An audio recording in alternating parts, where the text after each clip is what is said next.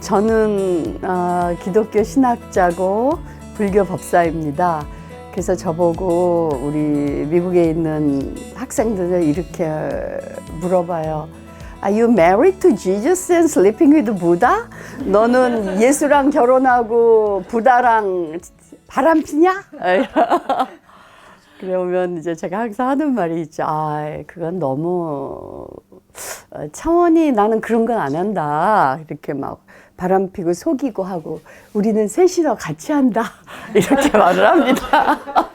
오늘 그래서 붓다 성과 사랑을 말하다.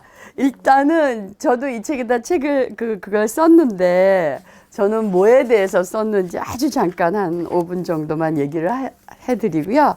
그 다음에 제가 트리플 S로 했어요. spirituality, sexuality, and self-realization. 그래서 트리플 S 오늘 거기에 대해서 얘기를 해보겠습니다. 저는 이 책에 저는 기독교는 학자로 공부를 했고 불교는 수행자로 공부를 한 것 같아요. 그래서 이 크로스 오버를 하면서 참 많은 세계를 왔다 갔다 하게 되었고, 아까 이제 어느 선생님이 불교를 공부하는 이유는 고통에서 벗어나기 위해서다. 저도 고통에서 벗어나기 위해서 이제 불교를 공부하게 되었습니다. 그 과정에서 이제 이건 제가 또 책 한 권으로 써야 되는 내용인데 정말 우연찮게 우리 시대에 살아있는 네 분의 부처님이라고 하는 숭산 스님과 틱나탄 스님과 마하고사난다 스님과 달라이 라마 스님하고 굉장히 가깝게 공부를 하고 일을 하게 되었어요. 근데 그때는 제가 이렇게 불교계에서 큰 사람이 아니라서 그게 얼마나 큰 은덕인지 몰랐어요. 그리고 그냥 정말 할아버지들하고 노는 식으로. 그러니까 불교인이면 절대로 할 수 없는 질문들, 그런 거. 진짜 마하고사난다 스님 같은 경우는 그 킬링필드에서 살아남으신 분이잖아요. 근데 그때 우리가 겟세마네 애비 그 토마스 몰튼의 그 수도원에서 세계 종교평화의 위원들이 다 모여서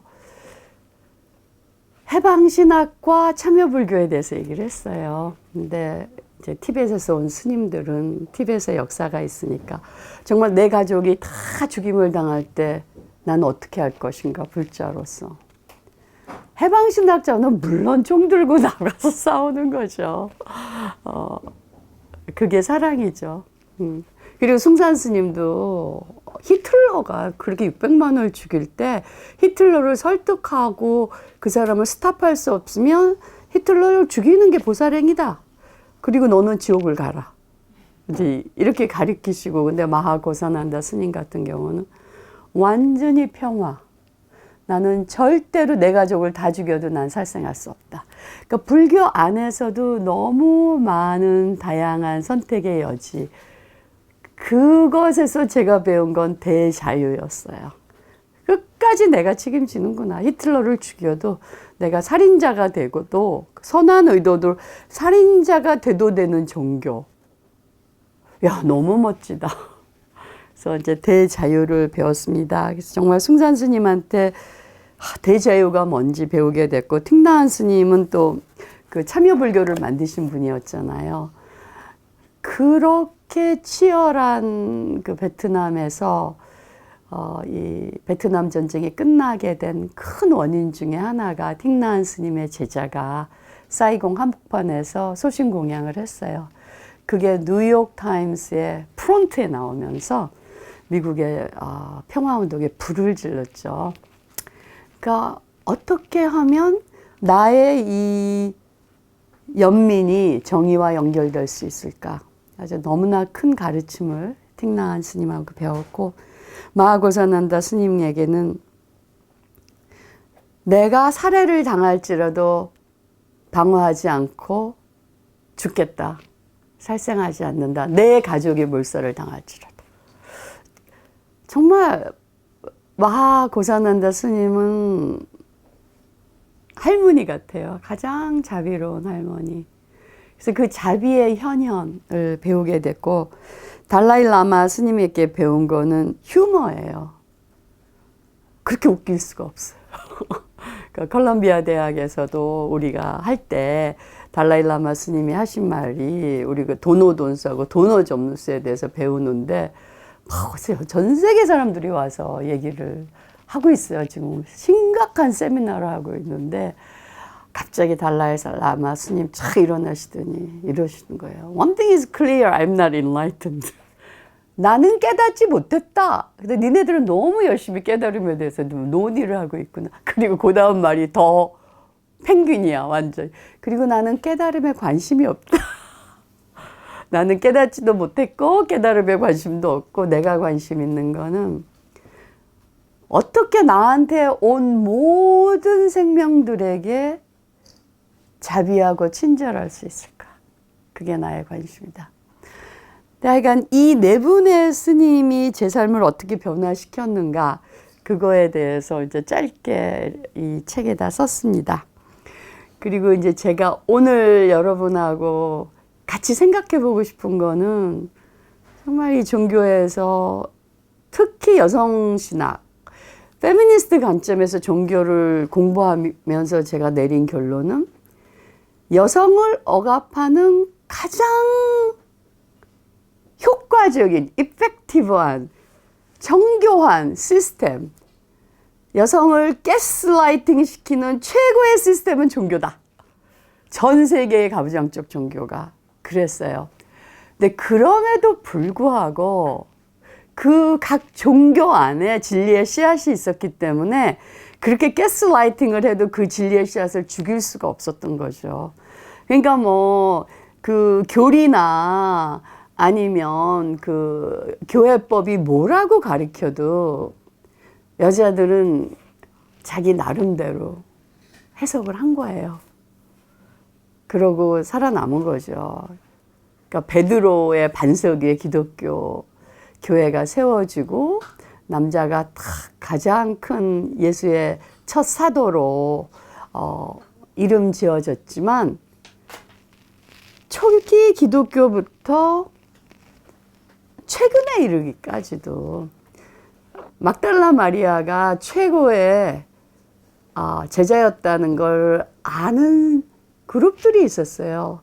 근데 박해가 너무 심하니까 숨어서 막달라 마리아가 전수한 기독교를 공부하는 그룹이 있었죠.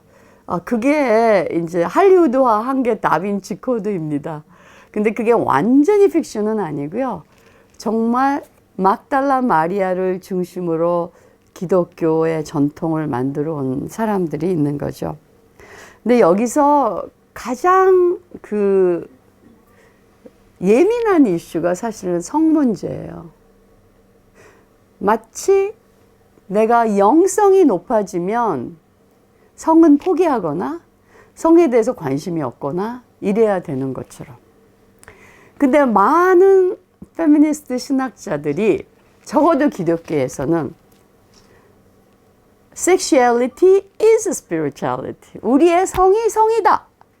이렇게 말을 하고 나오면서 왜 그랬는지, 기독교의 경전, 기독교의 그 트래디션, 그 전통을 통해서 그거를 이제 찾아냈죠.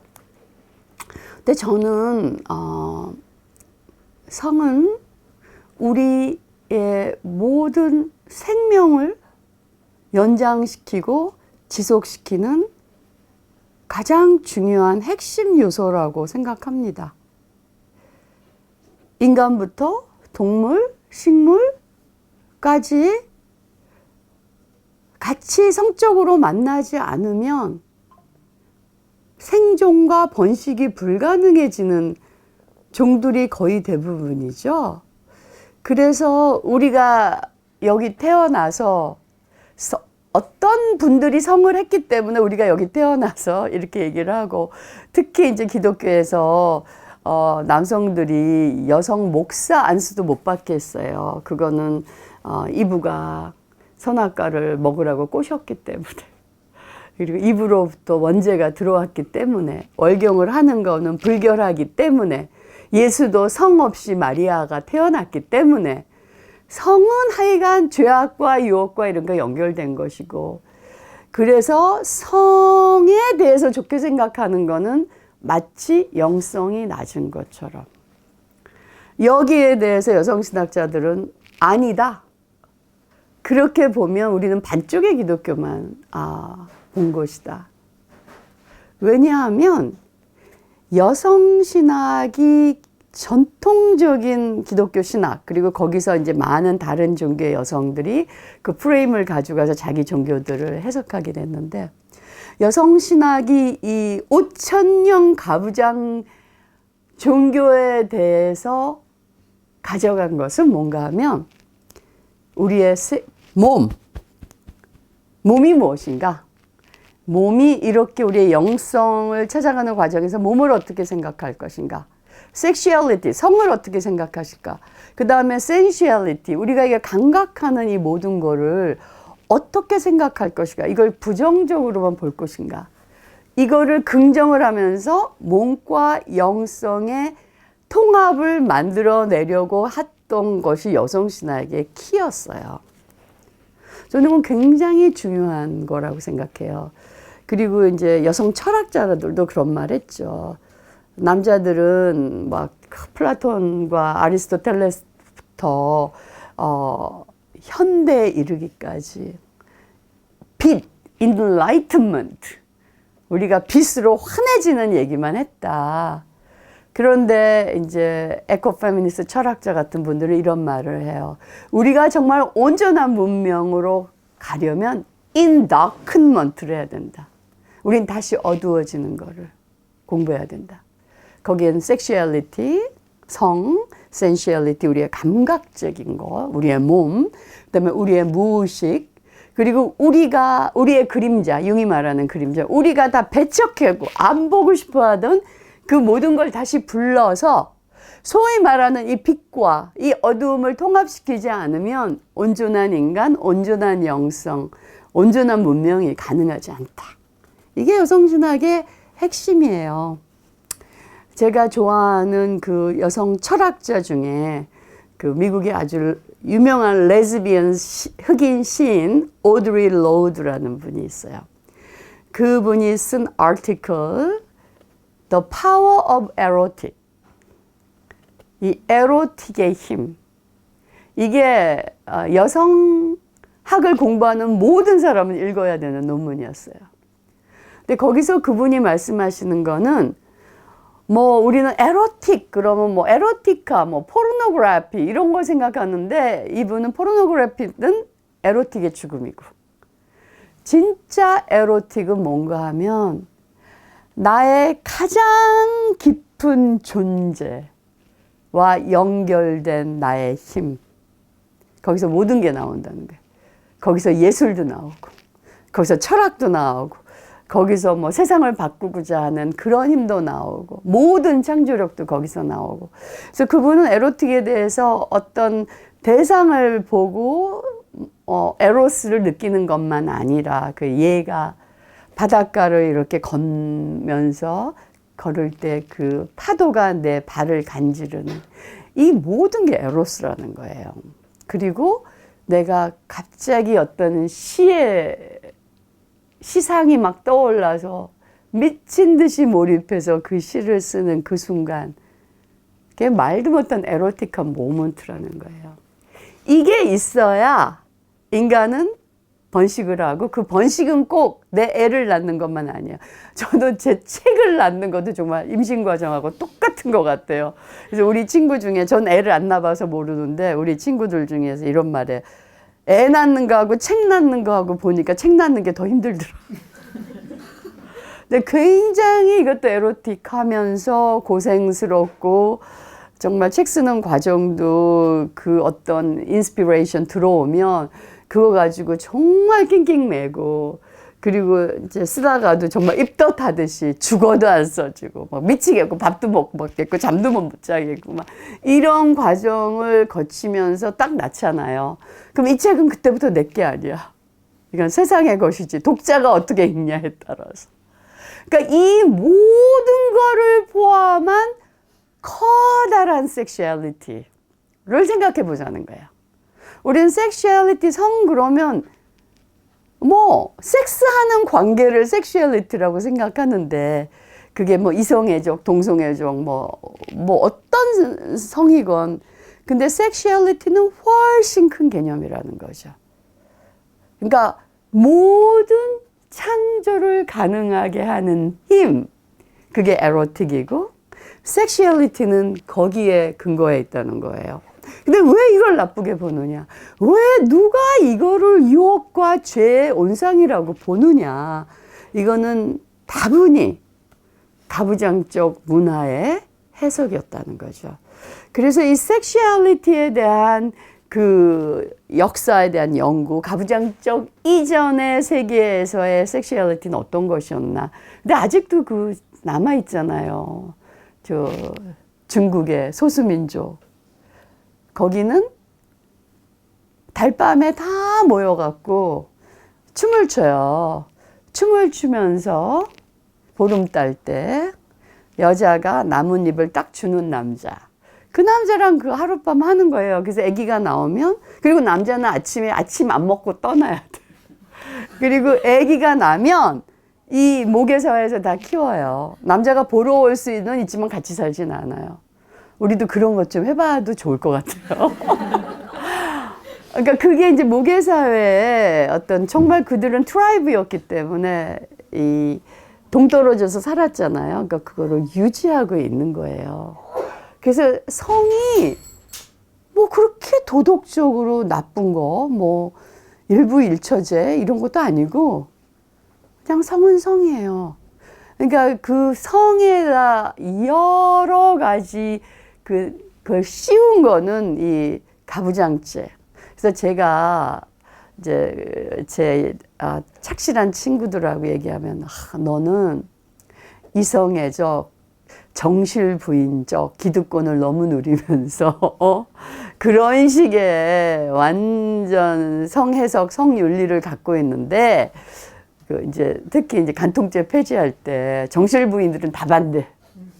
근데 사실 간통죄를 폐지하는 것이 여성들에게도 훨씬 좋은 거거든요. 길게 봤을 때. 그래서 이제 그런 모든 여러 가지 복잡한 이슈가 성 이슈하고 연결되어 있는데 이제 페미니스트들은 여태까지 그렇게 부정적으로 종교적으로 탄압받았던 성의 진면목은 무엇일까? 그거를 정말 깊이 천착하면서 여성신학을 한다고 봐요. 그 다음에 저는 spirituality. spirituality가 뭘까? 영성이 뭘까? 항상 묻죠. 근데 종교적으로 보면 기독교에서는 뭐 religion, 우리는 다 그러니까 우리가 그 기독교에서 sin, 죄라는 거는 자꾸 내가 화를 쏘는데 이게 맞춰야 되잖아요. 맞추지 않고 딴 데다가 맞추는 걸 sin이라고 그래요.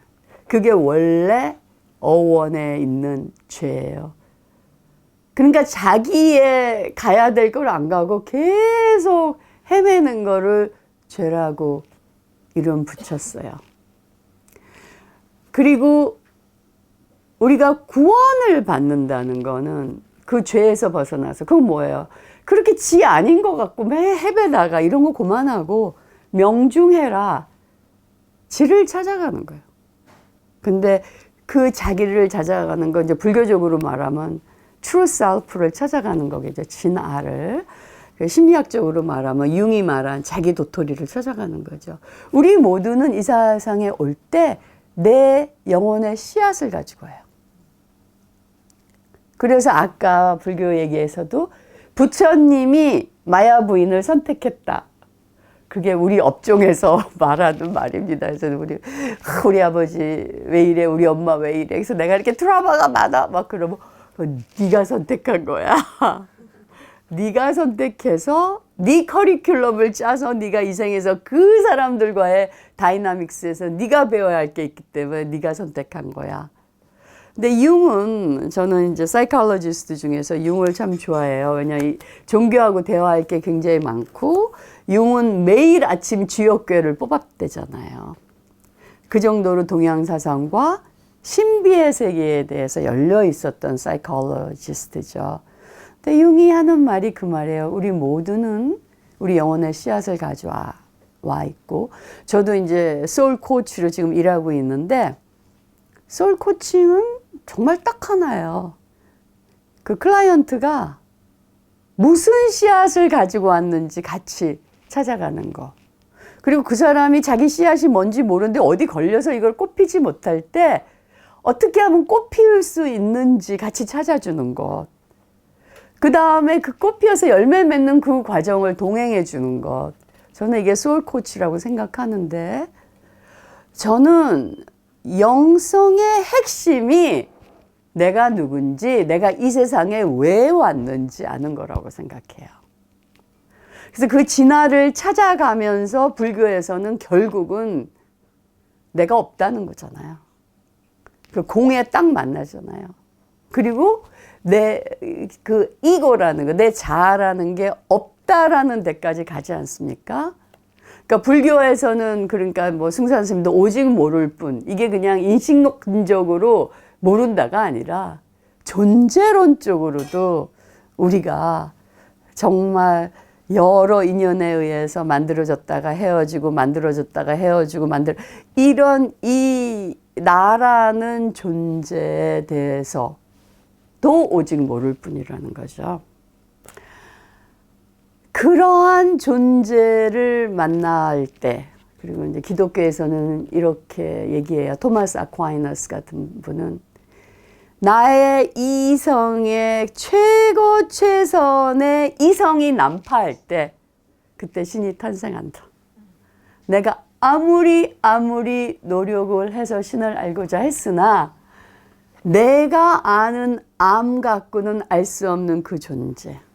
그래서 기독교에서도 신비주의자는 신에 대해서 cloud of unknown, 그 모르는 구름, 아니면 이렇게 말하죠. 참 놀라워요. God is pure emptiness. 하나님은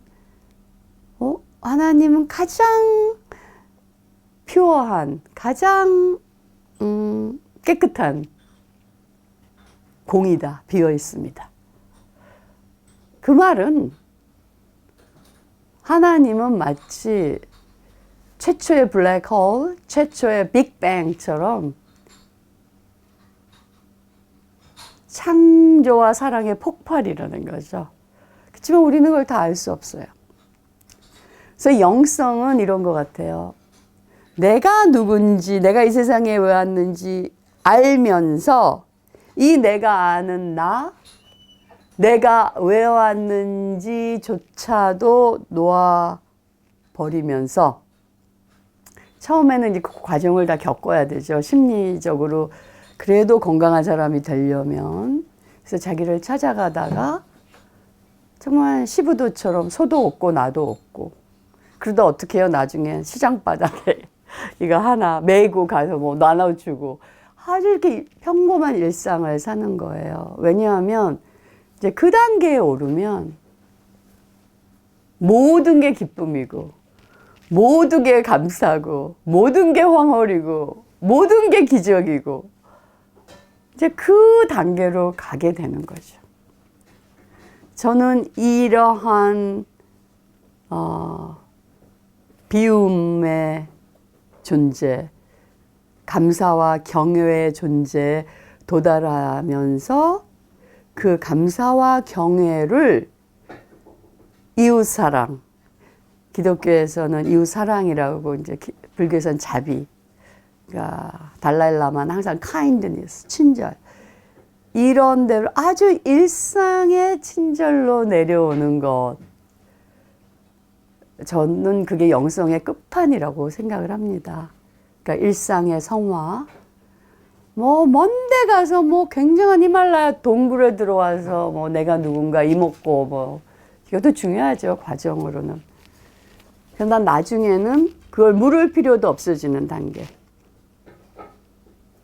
왜냐하면 I am that. 네, 내가 바로 그것이니까. 그리고 그 리얼리티를 지금 살면 되는 거니까. 이제 그런데 그거를 뭐 굉장히 뭐 팬타스틱하게 사는 게 아니라 나의 일상이 그게 이렇게 스며나오게 그 평화와 그 자유와 그 기쁨과 그 사랑과 그 창조력이 묻어나오게 사는 그것. 저는 그런 것이 영성이라고 생각합니다. 그 다음에 이제 마지막에 그 S, self-realization을 얘기를 하는데, 이제 뭐, 그러니까 심리학에서 이 사람의 발달 단계에 대해서 얘기를 하잖아요. 처음에서는 이제 나의 욕구 충족을 하다가, 그거보다 이제 더 이제 내 자아에 충족을 하다가, 이제 그 다음 단계는 저는, 초월의 단계가 있는 것 같아요. 근데 초월의 단계가, 우리 분야에서 이제 말하는 spiritual bypass라 그래서 영적으로 뛰어갖고 어딜 가버리는 게 아니라, 정말, 그래서 우리가 이런 말을 해요. Transcendence is a radical immanence. 그러니까 가장 초월한 것은 가장 레디컬하게 지금 여기에 이 몸으로 살아가는 것. 그게 이제 초월이라고 얘기를 하거든요.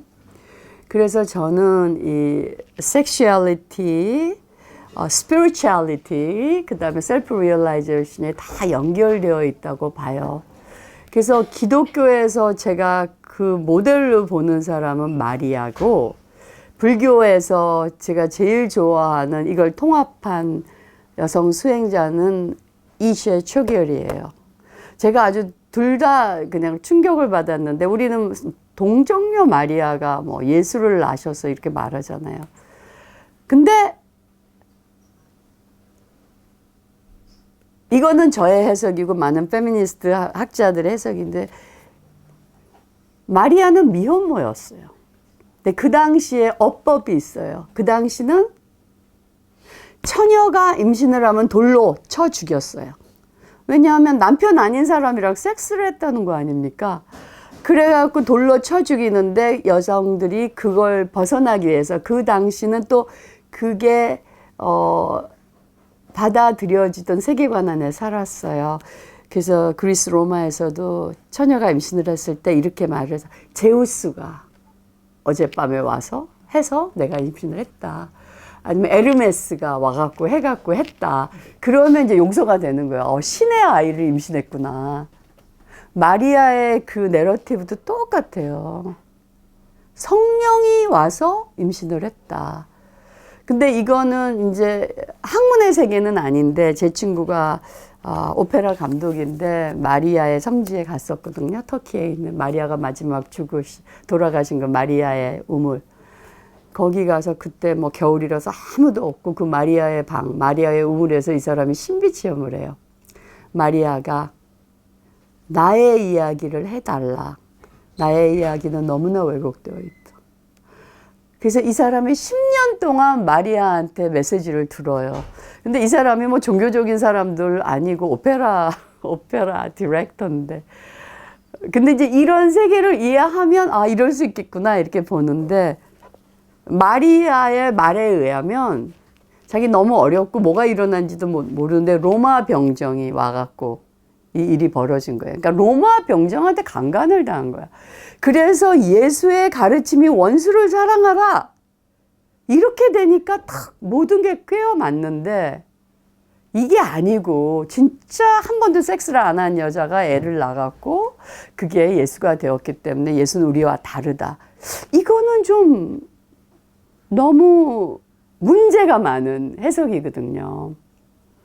근데 이 여성의 몸에 대해서 이렇게 보는 이유는, 이게 어거스틴 때, 아우구스투스라고 그러죠. 어거스틴이라는 그 성자에 의해서 이게 정착이 되었어요. 왜냐하면 그는 이제 완전히 이혼론에 근거해 있기 때문에, 하나님은 퓨어 가이스트, 완전히 스피릿 자체여야 되는데 우리 인간의 몸하고 무슨 관계가 있냐. 그러니까 이혼론에 완전히 근거한 거죠. 그리고 이 사람 너무 방탕한 생활을 했기 때문에 몸에 대해서 아주 질리고 섹슈얼리티에 대해서 아주 질리는, 그래서 딴 방향 끝까지 간 사람이었어요.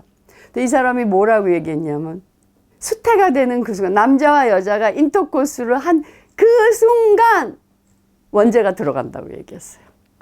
그래서 세상에서 최초의 성병은 원죄였습니다.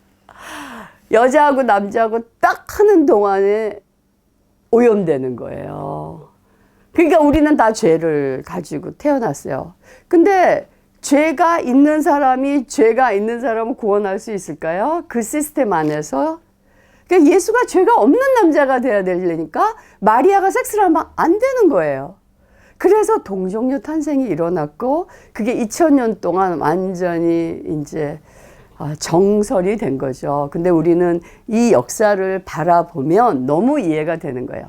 그리고 마리아, 그리고 불교도 마찬가지예요. 왜 부처님이 옆구리에서 태어나야 되느냐고요. 그러니까 여기서도 거기서 불교에서는 그래도 섹스는 안 했다 뭐 이런 얘기는 없잖아요. 그러니까 한 발자국 더 나가긴 했어. 근데 여자의 질이 어때서 글로 태어나면 안 되고 옆구리에서 나와야 되냐고.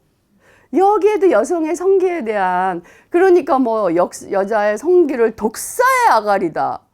독사의 아가리 없으면 지는 태어나지도 못했으면서 이렇게 말을 하고 있지 않나요? 그래서 저는 이 모든 것에 해체가 필요하다고 생각해요. 우리가 한 번 속았지 두 번 속겠습니까? 그리고 나이가 든다는 게 너무 좋은 게 어떤 미학자가 그러더라고요. 남자에 대한 모든 이 미학적 환상이 사라지는 순간 아줌마가 탄생한다. 그 후 남자가 무슨 말을 해도 안 속는 사람이 되면 할머니가 탄생한다. 그래서 저는 이 섹슈얼리티 이런 거 했을 때 제가 정말 멋있게 보는 분이 티벳의 이셰 체겔이에요. 그분은 공주였는데 자기는 절대로 결혼 안 하겠다. 그런데 파드마 삼바바가 이제 인도에서 티벳으로 오니까 그러면 그의 파트너가 돼서 같이 돌을 닦아라. 그래서 그건 하겠다. 그래서 파드마 삼바바의 그 파트너가 되죠. 그래갖고 정말 수행이 높은 단계에 올랐어요.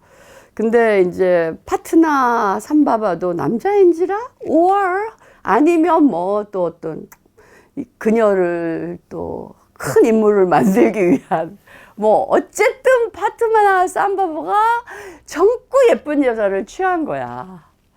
그런데 이세 초기에는 단 한마디도 하지 않아서 네가 어떻게 그럴 수 있냐. 내가 너를 위해서 나를 다 바쳤는데. 안 그러고 뒤도 안 돌아보고 떠났어요.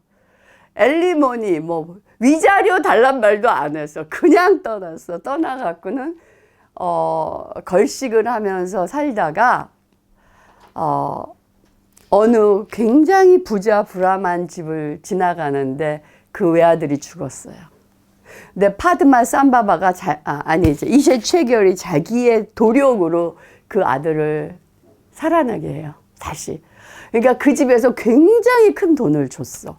그래서 그 돈을 가지고 이셰 체겔은 어디로 갔느냐?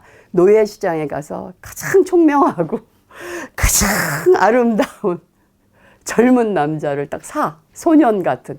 그래서 걔를 훈련시키고 같이 수행을 해서 자기 파트너를 만들어서 같이 성장하는 거예요.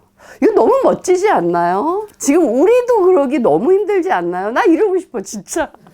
근데 그 시대에 파드마 삼바바가 했다는 게 그 안에 수행과 섹슈얼리티와 셀프 리얼라이제이션이 다 있지 않습니까?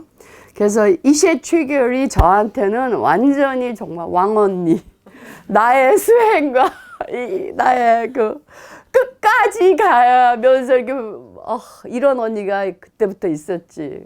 그래서 제가 북한까지 가서 이 언니가 수행하신 거기 가서 저도 수행을 하고 왔습니다. 그래서 저는 여기까지 얘기하고 여러분 질문 있으면 질문 받겠습니다. 감사합니다.